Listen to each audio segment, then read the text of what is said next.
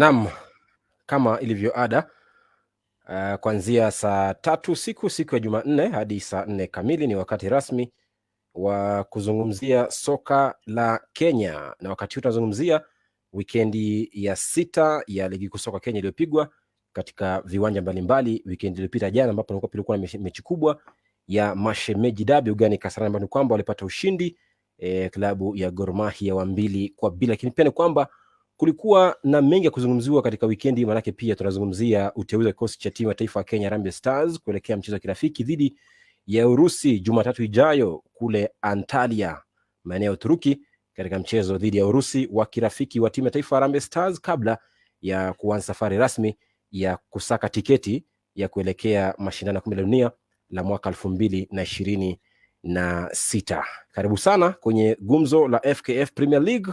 Mimi ni Jason Sagini, niko na wenzangu hapa kwenye Joshua Kinyanjui pamoja pia na Timo the artist mchoraji, na hii hali kuweza kuzungumzia ligi kuu soka Kenya, pia kuzungumzia matukio mbalimbali. Tutaanza kuzungumzia Shabana walipata ushindi wa kwanza msimu huu, na ni ushindi wa kwanza wa ligi kuu soka Kenya kwa miaka 17. Pia ni kwamba mkufunzi Tom Juma amefurushwa klabuni Afc Leopards, lakini pia mkufunzi wa klabu ya Bandari FC Twahir Muhidini pia naye amebwaga manyanga na kumwachia naibu wake John Baraza kuwa kaimu kocha hadi wampate kocha mpya. Hii baada ya kupigwa na klabu ya Bidco jana katika uga wa Kasarani. Je, katika mchezo jana pia kulikuwa na kivangaito katika mchezo kati ya KCB na Muhoroni, tabaru kwamba mashabiki walivamia benchi la ufundi la KCB katika mchezo huo, ambapo ilikuwa dakika 90, na basi kwa mchezo huo ulikamilika ikiwa ni ushindi kwa klabu ya KCB kwa bao 1-0.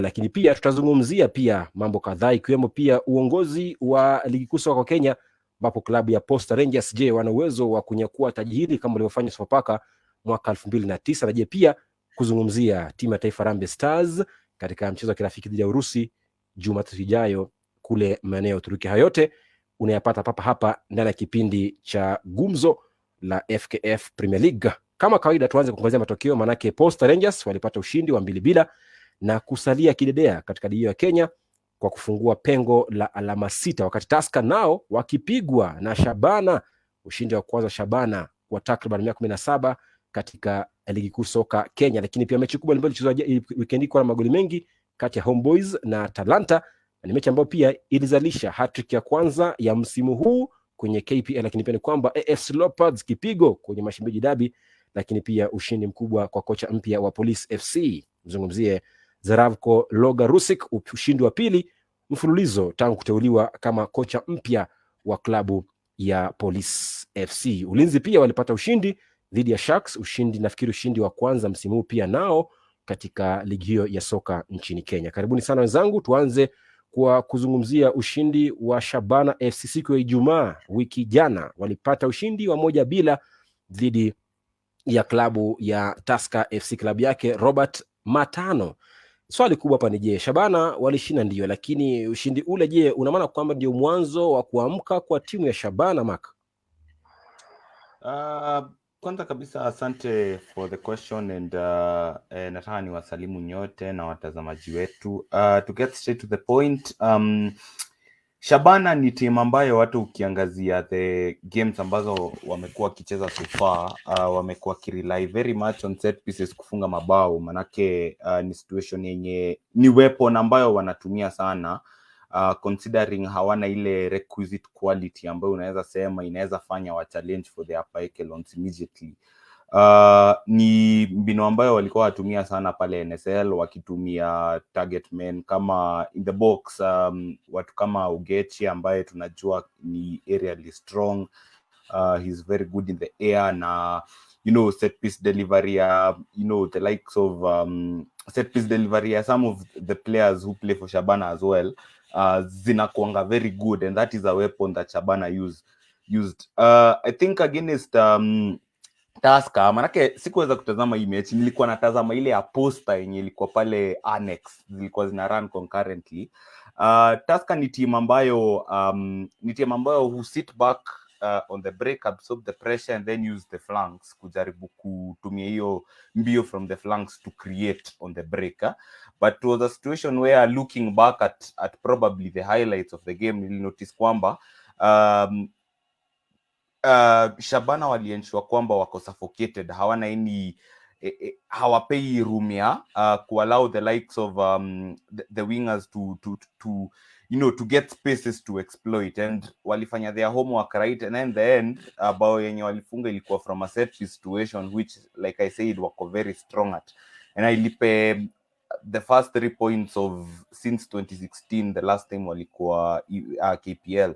So I think it's a good place to start, having slayed a giant like Tusker, ambao usually Tusker traditionally tend kuanza season vibaya, but wana pick momentum katikati, and by the end of it all utaona Tusker tu wana ngangania title. That's how they work. Hata ukiangalia the two seasons ambazo walibeba ligi, walianza pole wakapick momentum because it's still early in the league. But for Shabana, I think this will be a confidence booster in terms of kuwasaidia kumaliza katika hiyo lengo lao ambalo ni kumaliza top 10. Manake pia Samu Kodha alisema hiyo ndo lengo lao, kumaliza top 10, iwape a good base to start, make them an established KPL side, and then build from there. So I think it's going to be a confidence booster, and I think it attract even more Shabana fans into coming to the stadium to watch their game, to their team play.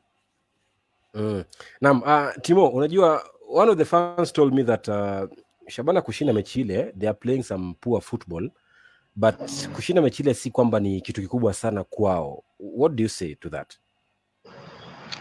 Naunga mkono 100% kwa sababu si mechi ya kwanza tu ambayo niliweza kuitazama ya Shabana, lakini nimewatazama pia wakicheza hata dhidi ya Afc Leopards, na ni kitu naweza sema kwamba Shabana mchezo wao bado haujaniridhisha kwamba wanaweza kusustain ama wanaweza kushinda katika mechi zingine ambazo zitakuwa ziko na ushindani mkubwa, tuseme wakicheza dhidi ya klabu ambayo imejipanga kama Posta Rangers, ama wacheze dhidi ya Kariobangi Sharks ambao wanapanga mpira kutoka nyuma. Nadhani itawalemea kidogo because of late wamekuwa wakitumia set piece, kama jinsi ambavyo walishinda kwa Tusker.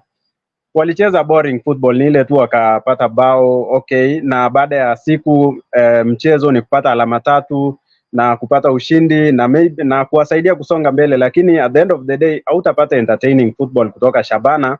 Hiyo ndio kitu ambacho wanafaa kuwork on, lakini set pieces yao ni top notch. Ya Peter Ogechi analeta set piece na jinsi ambavyo wana utilize their chances is very good, but now they should look for a system whereby wanaweza pata mabao kupitia kwa build up, na pia they can create these chances from open play, so that wakipata a team ambayo imejipanga na iko na defense nzuri, they can compete na they can outsmart them.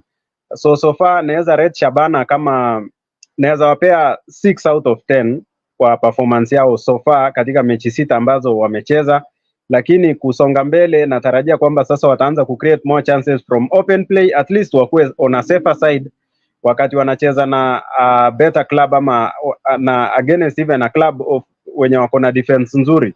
I think itawalemea wakipatana club ambayo wanacheza wakidefend. So Shabana, Sami Okoth, it was a statement win. I think position yake ilikuwa shaky, watu walikuwa wanaanza kuibua tetesi kwamba anaweza futwa kazi, lakini hiyo win angalau imecement hiyo place yake kama coach wa Shabana. Kwa hivyo anafaa angalie jinsi ambavyo mashabiki pia wataanza kuwa entertained wakiwa uwanjani, licha ya kwamba pia wanakuja na fan base kubwa na wanaleta mchecheto kwa uwanja, lakini angalau wanafaa wakuwe entertained na wa improve on their creating of chances, ndio at least kusonga mbele, wasikwe wanategemea set piece peke yake. Alright, hapa kwenye comment section Mutunga Edwin anasema amedunda. Asante kwa kujumuika nasi kwenye kipindi kama shabiki, asante sana.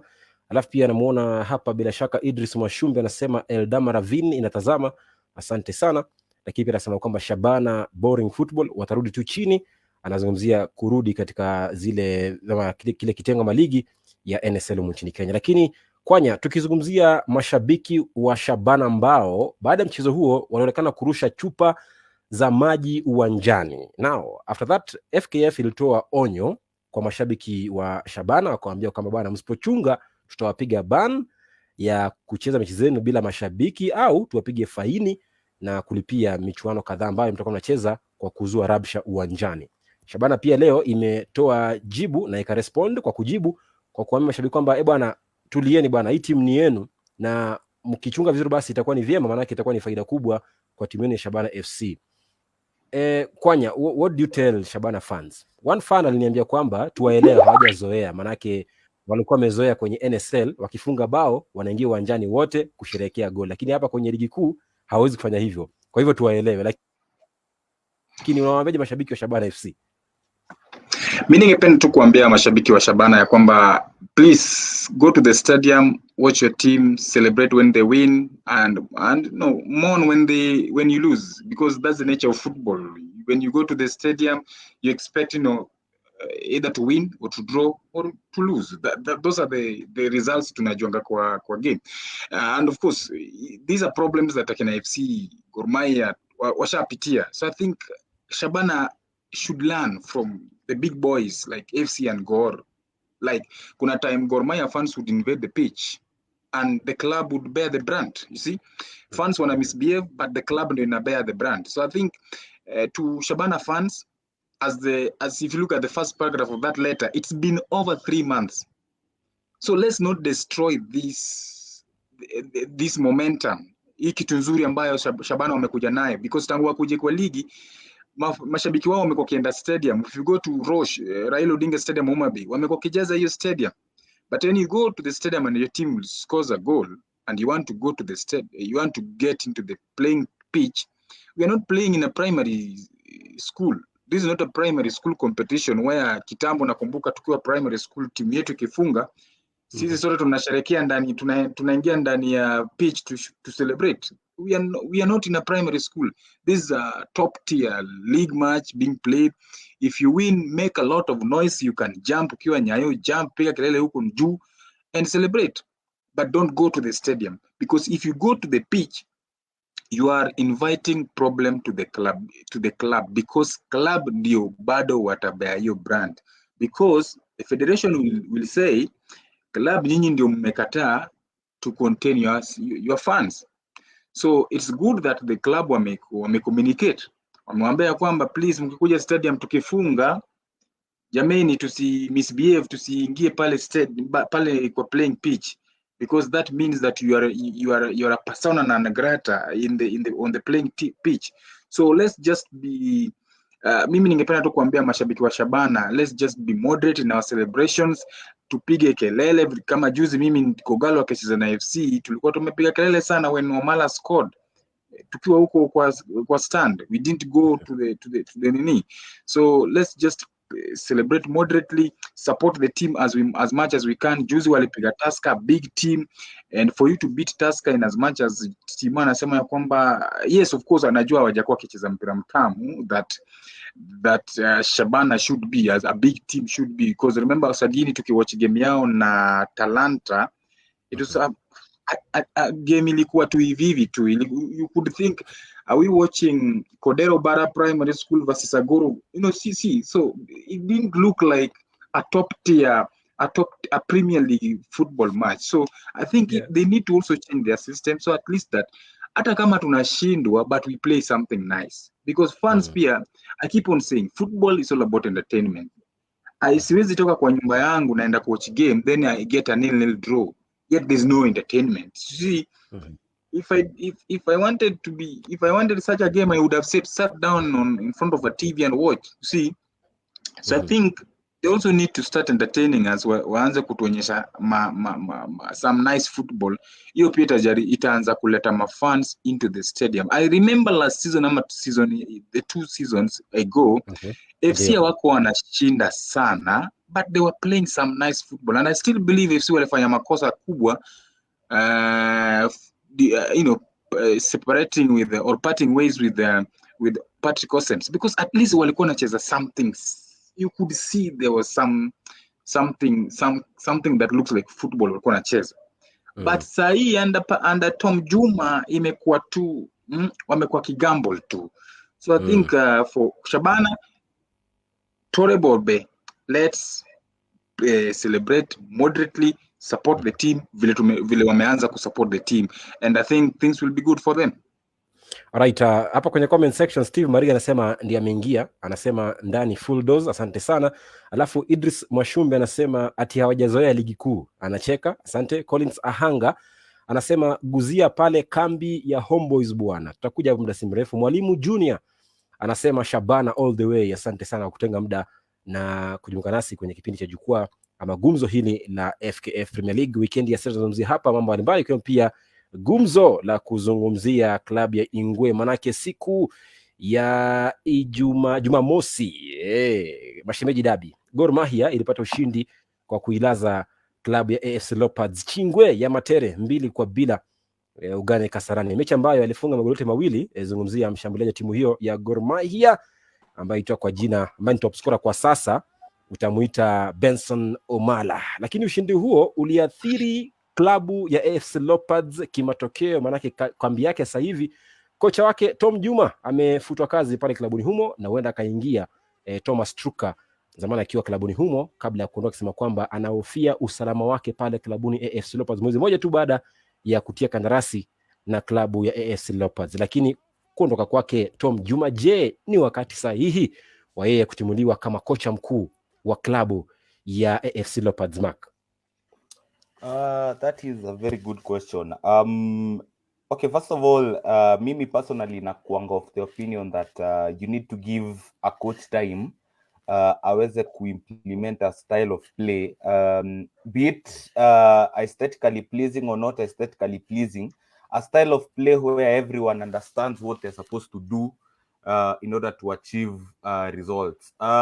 Nikiangalia AFC over the 6 matches ambazo wamekuwa kicheza, nili conclude kwamba AFC walikuwa wajaribu kujenga from the flanks, walikuwa wajaribu kuattack from the flanks by any means necessary. That means try and give the ball to Cliff Nyakea, try and give the ball to Jafari Owiti initially, kwa sababu walikuwa wajaribu kwenda direct, but wote wawili kuna effectiveness walikuwa na lack in the final third. Then akajaribu kuleta Clifton Mieso, ambaye Mieso ni mchezaji ambaye atapewa ball and then atajaribu kuwhip crosses in na hiyo mguu yake ya left, either cutting in from the right ama akicheza on the left, bado haikuwork. But they were trying to attack so much from the flanks, mpaka hata McKinstry mwenyewe alikuwa anasema walikuwa wanajua watu watakuja attack from the flanks, hawatacheza from katikati, hata kama tunajua Victor Odhiambo ama Aguero wanajaribu ku receive ball between the lines, and it made them very predictable. It was a situation where Juma was always set up to fail in my opinion, manake pia alipewa player 17, lakini it's one thing being given 17 players and another thing kuwafanya wacheze as a unit na wagel completely, kwa sababu huwezi unveil players August and then we expect wagel instantly. Yes, some, and then pia there was a scattergun approach to recruitment, manake unapata some of the players are old guard, the likes of Kevin Kimani hata hawakucheza last season, then out of the blue wamekuja from nowhere, una get. So I feel it's a mixture of all three situations: scattergun approach, coach kutopewa time, na pia hiyo style ambayo ameimplement maybe to try and play to the strength of his quote and quote most dangerous players, that is wing play, maybe hawakuwa effective enough. So at the end of the day, unajua club kama AFC ni all about pressure, na if you don't win a single match, usiposhinda game moja, already watu washaanza kuhit panic buttons, and it was evident from the get-go that they didn't really want the guy. So I think it's best for all parties at the end of the day that your relationship imekuwa terminated, but now it's time that AFC give who Trucha and the players that he has, manake si ati watangangania ligi. Let's be honest, AFC the last 10 years the best position washaimaliza number 4, and that's not personal. Endo uangalie table, most times wanamalizanga number 7, number 10. So you can't expect out of the blue likuwa chini last season and then unganganie league already. So what they need to do right now is, venye wana appoint Trucha back, apparently give him time with these players, let him find an identifiable way of playing, and then from there tutaona kama the moment umepata identifiable way of playing, utaanza kupata sustainable performances, na ukipata sustainable performances inamaanisha ita lead to maybe at least better results. So that's what they need to do at this moment. Hawafai kuwa wakiangalia taji ama kitu kama hiyo, because they won't get it. Haina haja tudanganyane, hata kama I'm trying to be unbiased but it's true. So but it's a long season ahead, so tungoje tuone, but hiyo ndo thoughts zangu on the situation. Alright. Timo, ukiangalia wewe mwenyewe, Mark anasema kwamba kikweli kabisa it's kind of like Tom Juma pale alikuwa ameshaanza kuonekana kama huenda kafutwa kazi, manake kulikuwa ile pressure mashabiki, manake baada ya mchezo ule wa mashemeji, mashabiki wa AFC wanaonekana kiimba Juma must go, Juma must go. Timo, wewe mwenyewe as a football pundit, did you expect this news to come that Tom Juma would not last for long at AFC Leopards?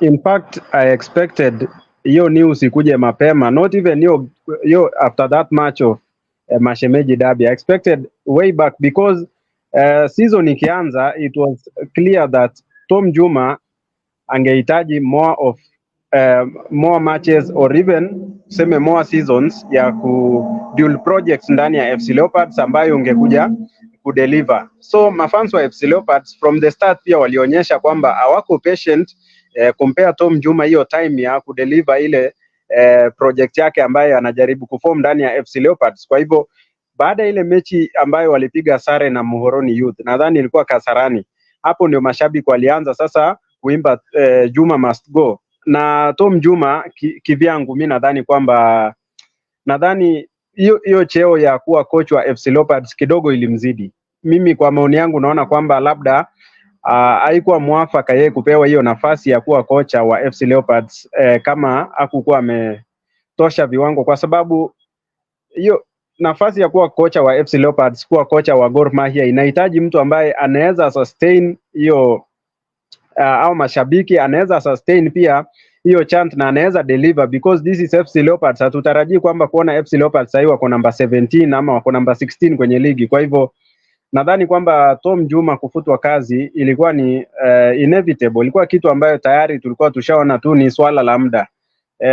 Vile vile kama Francis Baraza, ni wale makocha ambao tayari tulikuwa tumeona ilikuwa tu ni swala la muda. Lakini swali langu kwa mashabiki kwa FC Leopards ni okay, ameondoka Tom Juma, huyu Trucha ambaye anakuja, ni nini ambacho analeta kipya ndani ya FC Leopards ambacho imewalazimu kabisa kukosa imani ya kwa Tom Juma, ambaye mi kivyangu sidhani kwamba FC Leopards walikuwa wanacheza vibaya. Sidhani kwamba FC Leopards mchezo wao ulikuwa duni, ni ile tu hawakuwa na ile link up katika mchezo, hawakuwa wana gel katika mchezo. Nadhani kwamba pia ni kwa sababu wako na wachezaji wengi kwenye kikosi, kwa hivyo bado performance haikuwa imeanza kuclick ndani ya FC Leopards.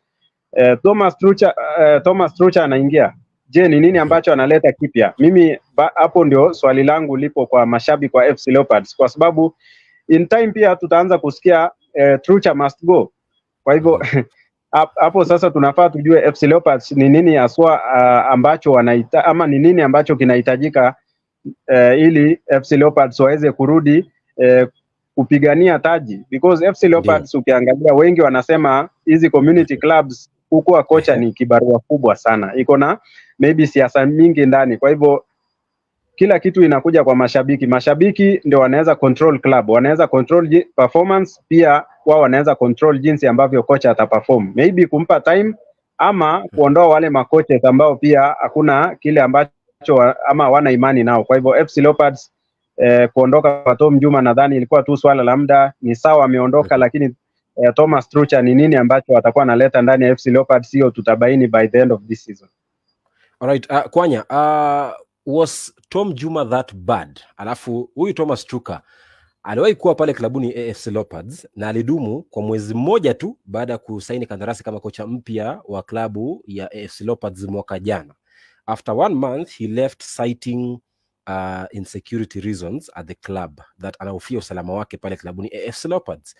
As Timona is asking, what new thing is Tomas Trucha bringing? Because he is heavily linked, so we don't know if he'll be the one taking over or somebody else, but at the moment he is the favorite candidate to take over at AFC Leopards, the new coach. First of all, mimi najiuliza swali, if he comes back to AFC Leopards, what has changed from the time he left? Because if he left because of security reasons, does it mean that security saiko sawa? And does it mean that pengine admirations and what FC are now fighting for are different at the moment? So that's one big question that I'm struggling with when Tomas Trucha is coming back to FC. And I'm one of those people in one, I think kuna group moja tuko na wewe Sagini, na nilisema ya kwamba FC wamepeana Juma as the coach, but I feel time will come, they will still go for a Mzungu coach. Because the reason why I said that is that I feel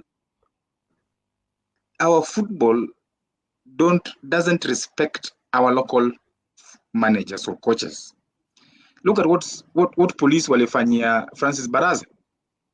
You see, it was just ni mtu amepata injury. Hata I think huko majuu, I think kuna coach alikuwa na shida, I think Pepper or someone alikuwa amemiss some games.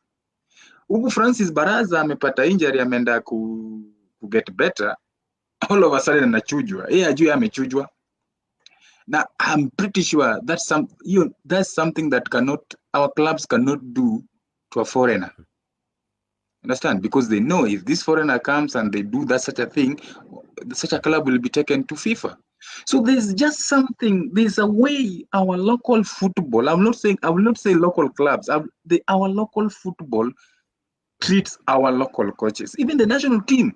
Kuna time unasikia Francis Kimanzi is our head coach, then all of a sudden unasikia it was mutual agreement that FKF and the coach have had a mutual agreement to part ways. Same to, goes to Mule. So I think football yetu kuna vile tuna treat our coaches, and this even makes our local coaches not even to perform well.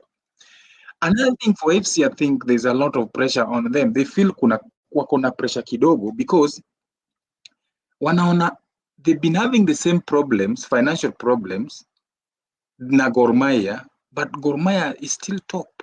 Gor Mahia bado inashinda ligi. Despite hizi challenges, pesa nini mafans hawaendi stadi, hawana pesa, but Kogalo are still fighting for the title. But FC, the last time they won the league, sikuwa nimeanza shule. So you see, you cannot say you're a big FC. I mean, Gor Mahia is your arch rivals, lakini wao wamekuwa kishinda ligi in and out, is season in season out, na nyinyi you are just participants. So I think hiyo success ya Kogalo pia inawapatia FC pressure kidogo. And let me repeat this. I think nilisema tukianza, I think FC walifanya mistake kuchuja Patrick Osems, because hata kama ilikuwa mutual, because I think under Osems alistabilize that team. Remember they had transfer embargo, they could not sign new players, but this guy aliwaleta in a situation where at least they were not fighting for the title, but they were playing some nice football. They were a stable club. Then all of a sudden unasikia amechujwa. Now ukichuja a coach during that time, it means that like if ukinichuja kama coach, you should have a plan. Like nimechuja Kwanya, and now have this plan. Huyu jamaa akikuja, I'll give him 3 years. It's the same thing I think Chelsea pia walikuwa nafanya. Walichuja Thomas Tuchel, wakaleta Graham Potter, then all of a sudden unashtuka Graham Potter pia amechujwa. That shows you that hakukuwa na plan. And I think management ya FC didn't have a plan after Patrick Osems. Tumemchuja Osems, tumeleta Juma. Are we going to give Juma time? How long are we going to give him? Wezi niambia after 3 games unamchuja. What do you expect? Trucha akikam, is he going to start getting results instantly? I doubt. So for FC, kuna I think shida zao zinaanzia, as Kinyanjui said, zinaanzia kule kwa board, kule management, huko ndio kuna shida zao zinaanzia. If they sort out that mess, in fact I read somewhere in the Facebook that jamaa anasema he blames the chairman of FC, alafu he's a fan of FC, alafu at the end of it he praised the chairman of Gor Mahia vile, in as much as Gor Mahia wamekuwa kistruggle ni nini, but on the football aspect Rachira has tried to manage that point, but FC hiyo football aspect imewashinda, and ikiwashinda hivyo itakuwa shida sana. So I'm still FC bado hata hiyo derby niliona vile walikuwa wanacheza, they were not, it was ish. Oundo alikuwa anajaribu, but bado mtu alijaribu kututesa kwa hiyo game, alikuwa tu Nyakea, but Nyakea pia win ya Simiti ilimshinda, akarudi kwa win ya Roni, but I think they still have a problem, and I think that problem starts at the board level. Alright. Hapa kwenye comment section Idris Mwashumbe anasema Ingwe had a good coach, mbona wakamwachilia surely? Alafu Makambo Bingwa anasema kumbuka Ingwe mechi ya Shabana walikusanya 1.4 million, juzi ilikuwa ni 2.8 million, so mashabiki bado wana imani kwao, bado kikosi ni kichanga in terms of age. Anasema wanachokipitia Ingwe ndicho Bandari wanachokipitia, maana kwao pia kocha wa klabu ya Bandari FC Twahir Mohidin pia naye baada ya kipigo cha jana katika uga Kasarani na Bidco 2-0 aliamua kubwaga manyanga, na sasa ni kwamba naibu wake John Baraza amechukua uongozi wa klabu hiyo kama kaimu kocha hadi wampate kocha mpya wa klabu hiyo. Nitazungumza na naibu mwenyekiti wa klabu hiyo Toa Hambara kuweza kuniambia je, wamepanga nini, manake kumwachilia Twahir Mohidin inabidi basi aweze kumleta mtu ambaye ana uwezo mkubwa na ana uwezo wa kuipeleka Bandari mbele na mbali pale klabuni Bandari, klabu kutoka Mombasani uwanjani Mbaraki. Lakini pia Joy Gadhia JG anasema locked in, asante sana. Alafu Adintia Franklin anasema niko ndani Archbishop, team Shabana Torebobe, asante sana. Alafu Mutunga Edwin anasema I think Shabana walikuwa wamezoea ile NSL football, but saa hii mambo si rahisi, watakosaje kushangilia sana wakipata ushindi mmoja. Asante sana kwa kauli yako hiyo.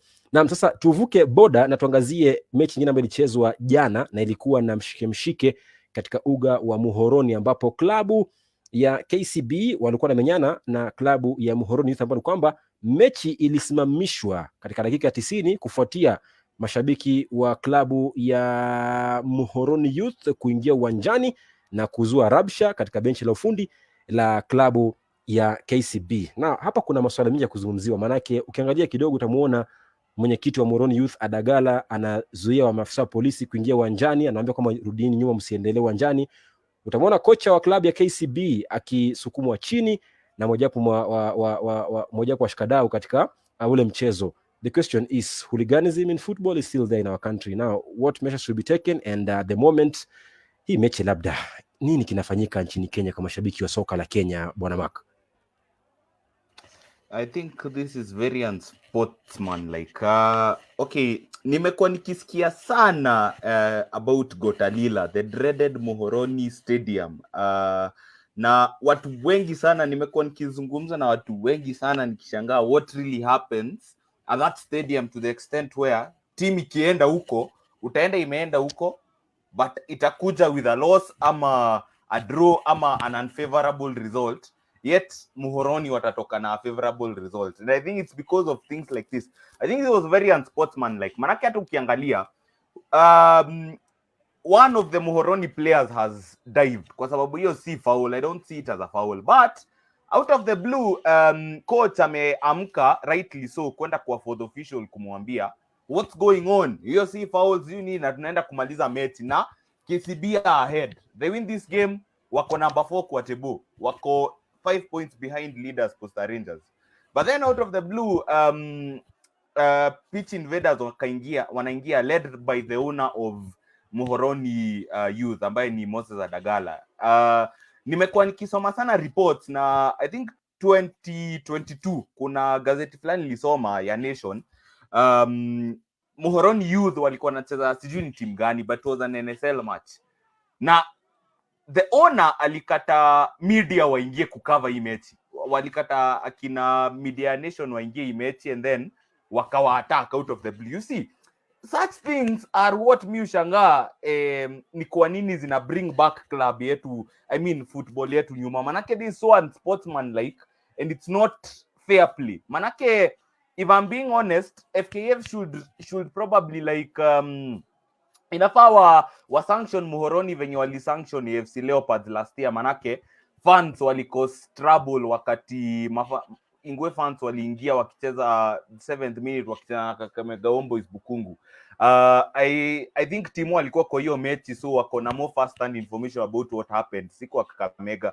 But they need to take such measures, kukuwa na disciplinary proceedings, ndo vitu kama hizi si happen tena. Isikuwa ni a simple case of yes umefainiwa an amount of money and 4 matches and then mafans watarudi. No, something needs to be done about this Muhoroni Stadium. Manake nimesikia sana kuna a lot of issues that go on, especially when hata Gor Mahia wanacheza na Muhoroni Youth. Things like this are always happen huko Gotalila. So I think more stringent measures should be taken zenye zitafanya hao watu wasiwaifanye hivyo tena. Hata kama ni hii kitu kupelekwa parliament or something, kukuwe na amendment kwa bills ama kwa constitution iseme that cause match unrest venye wanasema match fixing wata legislate in such a way that watu watafungwa jela because the government has taken it as a pet project. You also need to do it with hooliganism. Manake it's becoming too much sasa mpaka unachangaa na ulikuwa unashindwa. Si ati ulikuwa unashinda and then refa can make unjust decision. Ni 90th minute na timu yako inashindwa. Yet unataka kucause unrest only because your team is losing. It's very unsportsmanlike. Very. Naam. Timo, Mark anasema first of all this is not a foul. Somebody I read online alisema kwamba KCB also should be blamed because why enter the pitch even if you are right it's a foul or it's not a foul, why enter the pitch? Lakini kwenye kanda hii ya video ukiangalia, nafikiri kocha wa timu ya KCB hajaingia uwanjani hadi pale ambapo anasukumwa na shabiki mmoja alafu anajikuta uwanjani katika ule mchezo. Mtazame kocha huyu wa Bandari, huyu hapa yuko katika touchline, hajaingia uwanjani, lakini kuna shabiki anakuja hapa na kumsukuma, anaingia uwanjani. Kwa hiyo inamlazimu kuwa katika uwanja, na jambo ambalo kidogo ni kinyume na sheria za soka duniani FIFA na pia CAF. Timo, is this a foul and who to blame here? Tunaweza sema ukiangalia vizuri that is not a clear foul. Hakuna foul hapo, and hata kama sio foul, that is not the correct procedure ya kutoa malalamishi yako by trying to kujaribu kuoppress the opponent ama kujaribu kuzua vujo. Mimi nadhani kwamba hapa Moroni walikosea sana, na hapa hiyo si foul, na makosa pia nadhani iko kwa linemen ama iko kwa referees, because referee ukitoa decision, kitu ya pili ni kuhakikisha kwamba una contain game, na kama mashabiki wameingia kwa uwanja, what's to be done? Unapuliza firimbi ama unapuliza kipenga, mechi ishie hapo. So mimi nadhani kwamba hata kama hiyo haikuwa foul ama ilikuwa foul ama ilikuwa nini, kulikuwa na utepetevu mwingi. There was a lot of incompetence ama there was a lot of laxity in that field, because now hata ukiangalia security ambao wanakuja ni wawili tu peke yake. Center referee wakati ambapo unaingia uwanjani unahakisha kwamba pia game iko na enough, iko na all it takes kufikisha hiyo 90 minutes na kufikisha to the last whistle. Na pia wakati ambapo tunaongelea maybe if it was a foul or not a foul, kuna pia match commissioner. Kazi ya match commissioner ni gani? Wakati kunatokea incidents kama hiyo, the next thing is just to write a report, alafu Barry Otieno anaandikisha statement, then hizo stringent measures zianze kutolewa. Kwa hivyo mimi nadhani kwamba jinsi ambavyo walifanyia Afc Leopards wakati ambapo walicheza against Kakamega Homeboys, waka-invade pitch na wakaleta distractions, wakaondolewa points ya hiyo game, wakaondolewa another 3 points, wakafainiwa 500k. Mimi nadhani kwa hii sasa pia inafaa kufollow the same procedure, watolewe hizo points, then isikuwe tu hivyo ati unapigwa tena ban ya maybe 4 or 5 matches bila mashabiki. Mimi nadhani it should be elevated to a higher level now. It should be apart from kutolewa hizi points na kutolewa pia na kupigwa fine. Huyu chairman wa Muhoroni Youth Moses Adagala, what else can he be liable for? Anaweza pigwa fine maybe ya miezi ngapi, ama anaweza pigwa fine yeye kivyake, because alikuwa pale uwanjani. Na kwenye hiyo kanda ya video watu wengi pia walikuwa na comment kwamba alikuwa anaondoa wale maafisa wa polisi ama wale security officers from kujaribu kuleta kukalmio tension kwa uwanja. So mimi nadhani if it was a foul or not a foul, whatever happened baada ya hiyo foul ndio inafaa kuchukuliwa with more security measures. Mimi natarajia by sai Barry Otieno anafaa kuwa ashaandikisha ripoti, anafaa kuwa kuna watu wawili watatu tayari washakuwa reprimanded. Kuna hiyo au Moroni Youth ama KCB tayari kulishafanyiwa uchunguzi wa kutosha kuhakikisha kwamba Moroni wamepatikana walifanya hii makosa na hii, na kwa hivyo watakuwa banned like this and this and this. Kwa hivyo hadi sasa hii pia mimi nalaumu FKF, wanafaa kuwa washatoa statement kitambo sana, na kunafaa kuwa tayari kuna watu ambao washaelezwa ama tayari kuna watu wanafaa kuwa arraigned hata in court kupitia vitu kama hizo. Hatuwezi kubali hooliganism at this day and age in Kenyan football. Ndio. Bwana Kwanya, unafikiri kwamba KCB pia wanafaa kuadhibiwa licha kwamba wao ndio wamevamiwa? Maanake mimi nakumbuka katika mchezo wa Kakamega Homeboys na AFC Leopards kule Bukungu, wakati walipigwa faini AFC, lakini Homeboys haikupigwa faini. Mimi kivyangu nilidhani kwamba ilikuwa ni jukumu la Homeboys kuhakikisha kwamba kuna usalama wa kutosha katika uwanja wa Bukungu, lakini hawakupigwa faini yote ile na shirikisho la soka nchini Kenya FKF. Now this time round, do you expect KCB also to be punished out of this issue?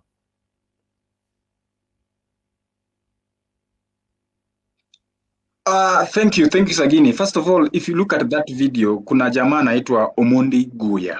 I'm asking myself, was he red carded because what he did, he is the one who pushed the coach to the ground. Whether the coach was wrong or not, the act of pushing someone to the ground in itself is a red card any day before we start any conversation. If you look at that video as it goes, Omondi Guya comes and pushes the coach to the ground. That is next to the assistant referee. And the referee is coming towards that incident. This guy, I don't know whether he was red carded or not. Another question I'm asking myself, what is the chairman of a club doing in the technical bench? I don't know what is, maybe I could be wrong, but what is Adagala doing on the technical bench, in the dugout? Kazi yake ni nini hapo? Unless he's also part of the technical team. I'm arguing from a point of not knowing. But if it's just basically chairman, the role Ambrose Rachel is playing at Gor Mahia, the role Dan Shikanda is playing at Afc Leopards, then the biggest question that we need to ask ourselves, what is he doing in the dugout? That's one thing. Now, you've asked, can KCB also be punished? If they are on the wrong, because from this video we cannot conclude KCB are on the wrong. But if they are found to be culpable, surely they have to be punished, because let me tell you, vitu kama hizi ndogo ndogo ndio zinafanya mafans pia wasiende stadium. Yet we still want fans kwenda stadium. Even on this show we keep on telling fans waende stadium. But kuna fan anaona vitu kama hizi zinafanyika kwa stadium anasema, if this nonsense can happen to this in the dugout, kwa nini mimi niende stadium? Niende nikule tear gas? Because in this incident, who knows? Maybe tear gas was almost being thrown. See? Kuna fan anasema sasa mimi niende nione hizi ujinga. Unaona? Because basically hizi ni ujinga. These are the things that do not make our football to grow.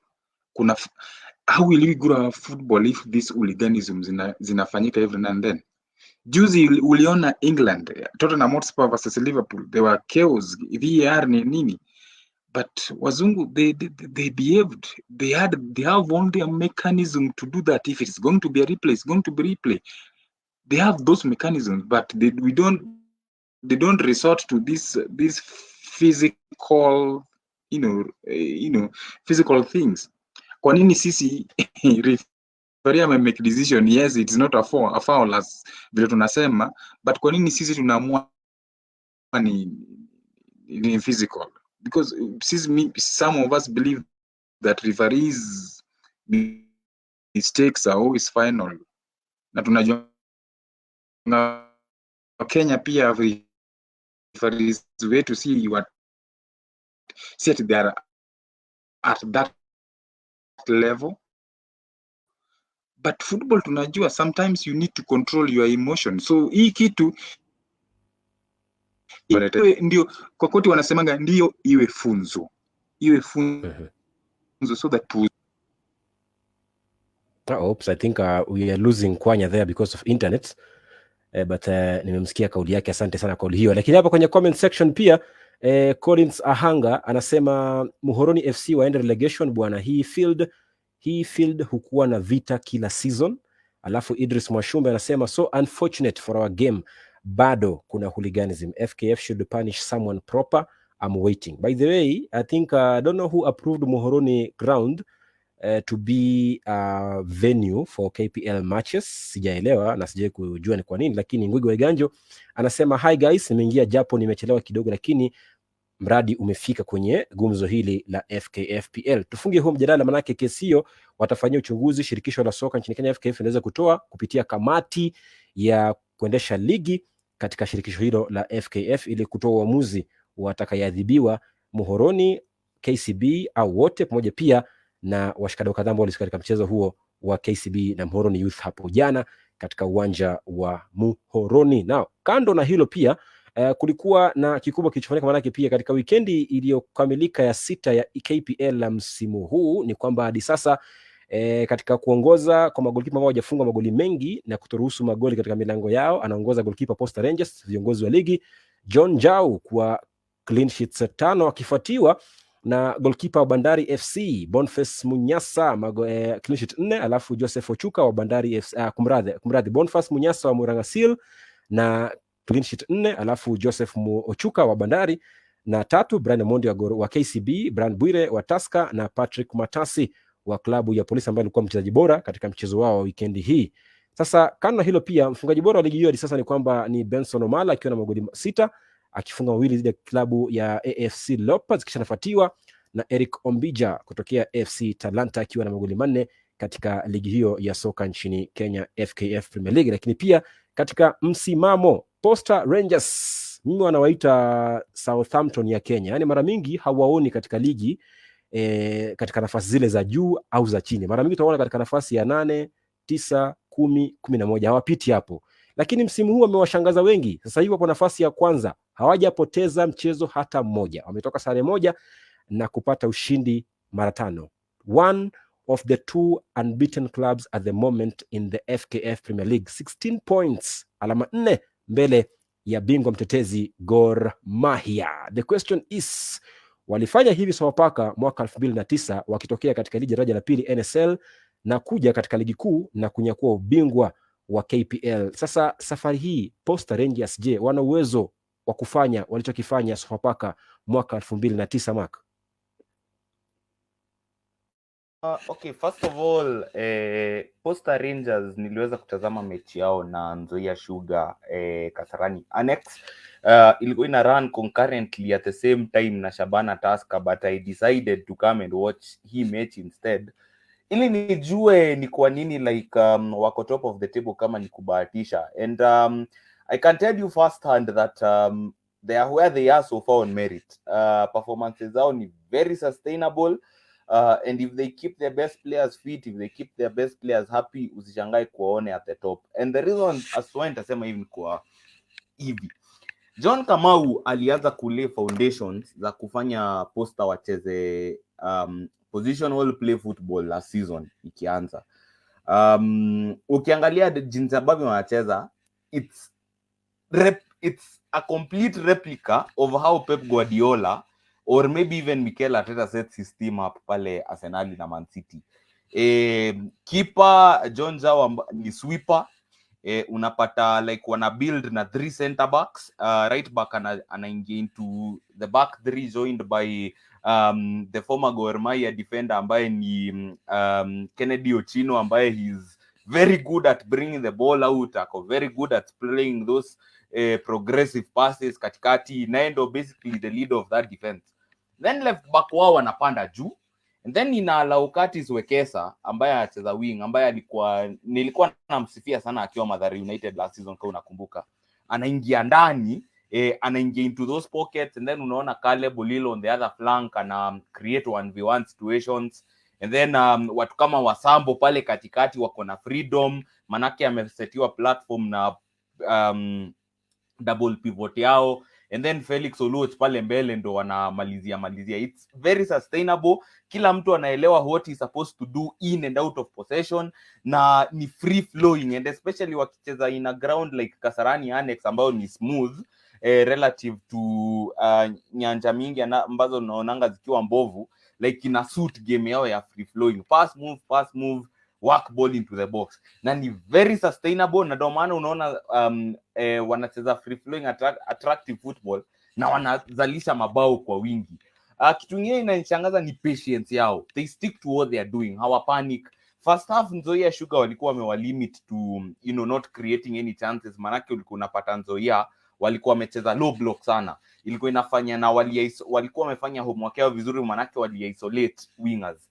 But Nzoia, because they are youthful side, what cost them was Posta Rangers high press ilifanya wakapitalize on mistakes zao. Okay, yes, ya kwanza ilikuwa set piece, but ya pili ilikuwa Nzoia wanajaribu kuplay out, and then Posta wakajaribu kupress high, and then wakawin ball, and then wakafunga bao ikaisha 2-0.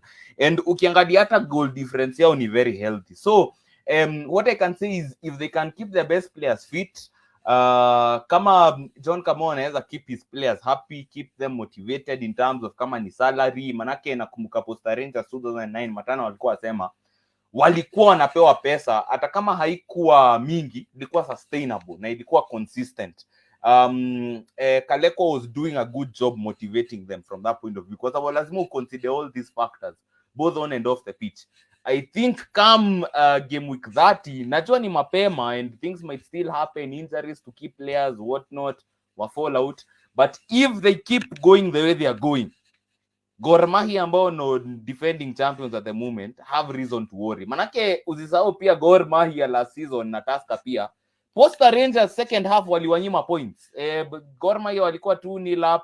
Then John Kamau out of the blue akasema I am not a flower girl to give away points. Unaona? So nini, like he's very determined na he looks very confident and he knows what he's doing. Na yeye pia parting shot before nimalize alikuwa anasema he thanks Posta Rangers a lot because they gave him the time to build the team in his image, and now you can see the rewards of football. Na akasema lastly akasema I think Kenyan football in general, clubs ziko na shida za kutope coaches time wa come up na team ambayo ita produce results, and like you can see what we did with tukidiscuss Tom Juma earlier. So I think Posta Rangers are where they are on merit, and kudos to them. If, like I said, keep the best players fit, were kept motivated, I'm sure come game week 34 tunaweza ona like for the first time na wamenyakua taji. And kumbuka one last thing, win 5 games in a row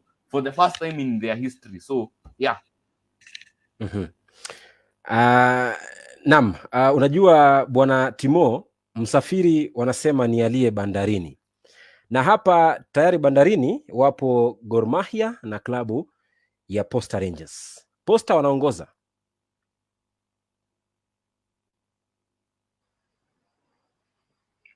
Naam, Posta Rangers hadi sasa kuongoza pointi naona ni 16. Naweza sema jinsi ambavyo Kinya Wai anasema kwamba wako pale on merit, sawa wako on merit, lakini consistency naweza wajudge after maybe the end of the first leg, ndio naweza wajudge, because the last time nilitrust a club ambayo ilikuja season ya kwanza na kutishia performance na kuonyesha kwamba wanaweza win a league, wali end up kuni disappoint. Kakamega Homeboyz, they were top of the table until game week 33 wakakuja kuni disappoint. So for now siwezi sema kwamba naweza credit Posta Rangers kwamba watafika mbali sana. Ni sawa, wameanza vizuri. What I can say is that wako on a fine form, wako tu na form nzuri. I cannot say that they are contenders, ama siwezi sema kwamba wako, unajua Gor Mahia wanaweza kuwa number 3 but at the end of the season unajua kwamba wanaweza maliza at the top. Tusker the same. Lakini sasa Posta Rangers wacha ni wajudge maybe after game week kama 23, game week 24, after the second leg. That's why now we can start bringing in what Kinyawai anasema kwamba they can win the league. Lakini for now what I can say from my side is they are just on a fine form. John Kamau is doing a great job ndani ya Posta Rangers, na anatuma statement ya kwamba pia we should build trust on Kenya local coaches. We should build trust on our local coaches badala ya kuendea watu kama kina Osems, kuendea kina McKinstry ama kina huyo Trucha, kina Logarusic. At least we can build one of our own na kuja contest na aonyeshe performance nzuri, of which kina Mwalala wamekuwa wakifanya kazi kama hiyo, wamekuwa wakifanya kazi nzuri sana. Kwa hivyo kudos to John Kamau and Posta Rangers. let's see, maybe by game week 15 to 20 in the second leg. Now I can have my comment on Posta Rangers. For now, I reserve my comments. They are on a fine form, doing a great job, entertaining us, creating more goals. Iko sawa. Unajua Kwanya, unajua jana kwenye kipindi cha jukwaa la mashabiki wa EPL niliuliza swali moja kwamba can Spurs get or shake off their Spursy tag? Wakasema kwamba bado ni mapema, kwamba Spurs hawana uwezo wa kuinua taji la EPL. The same question still happens and applies to Posta Rangers. Can they shake off that Posta Rangers tag they normally have of finishing mid-table this season? Because nikiangalia in their next 5 fixtures, they are facing Talanta FC away, then home to Bandari, then away to Kakamega Homeboys, then home to KCB, then play away to AFC Leopards before facing the mighty Shabana FC at home in Nairobi. First of all, I would want to tell Kinyanjui there's a phrase we use in my local language that Goroxium, which could mean never won Gor Mahia. In as much as Posta wako sawa, don't warn Gor Mahia that Posta wanakuja. So Gor Mahia defending champions, they've won it many times. Posta wakitaka Posta trying to come to, wanakuja to destroy the party, which is good. It's good for our football. If you get an outsider coming to destroy the party, it's very good for football. Like Sofapaka did it in 2009. Nobody expected Sofapaka to come and win the league against FC and all these big clubs. So if Posta can sustain that, itakuwa sawa, but I don't think so. As Timo said, Timo anasema ya kwamba ashaangushwa na timu yake ya Homeboys, when Homeboys were top of the league for many months, and then towards the end of the season they bottled it. So but something has really impressed me with these Posta Rangers. I've not watched their games, but if you look at that table that you just shared, they have scored 10 goals and they have only conceded 1. That tells you something. See team inaka nyuma to defend, and they are also in team. They're also good at the back. Understand? They're good at the back. They're also good up front. They're scoring goals. They're not conceding many. If you look at Gor Mahia have scored 10, but have conceded 4. That means Gor Mahia also leaking. You understand? But Posta ni kama umekuwa wagumu sana. Wao ndio wamekuwa kama Tusker ya matano ile season zile zimepita, where scoring against them was very hard. I remember Posta beating akina Police 3-0 at Police Stadium. A game pia it got us with a surprise. I think ulikuwa tunawatch Talanta versus Shabana with you Sagini. Then all of a sudden tunashtuka ati Posta inapiga Police. So I think itakuwa fiti sana kuona vile nasema outsider winning the league against all these big clubs. If Posta can do it, why not? But at the moment, having played 6 games, waje hii ligi ni kama marathon. Kuna wale wanaanzanga na mbio, pacesetters. Sasa sijui kama watakuwa pacesetters. Do they have a team that can sustain that? Because that's another thing. Then another thing that will also be there is the experience. You can have a good team, but lack of experience cannot make you win the league. But kudos to John Kamau and the kind of work that he has done at Posta, and it shows that if you give a coach time, maybe utaanza kuona matunda baadaye.